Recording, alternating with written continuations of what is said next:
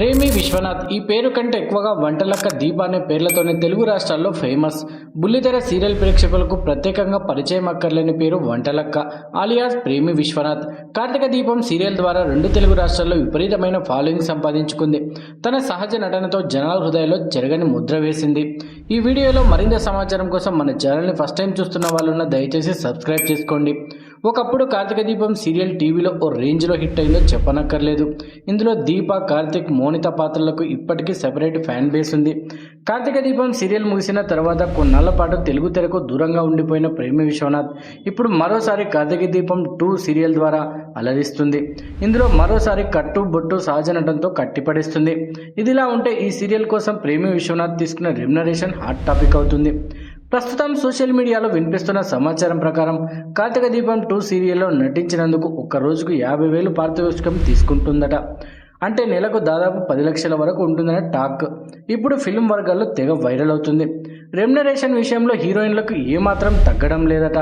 ఇక నివేదికల ప్రకారం ప్రేమి విశ్వనాథ్ ఆస్తులు దాదాపు 50 కోట్ల వరకు ఉంటాయని టాక్.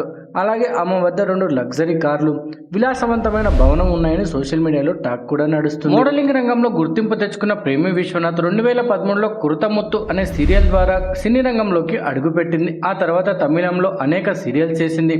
ప్రేమి విశ్వనాథ్ భర్త పేరు వినీత్ భట్. వీరికి మనుజిత్ అనే బాబు కూడా ఉన్నాడు.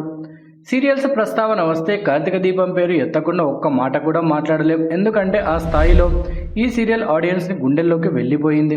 నేషనల్ లెవెల్లో టీఆర్పీ రికార్డులు కొల్లగొడుతూ ఈ సీరియల్ సృష్టించిన చరిత్ర ఎప్పటికీ చెరిగిపోదు.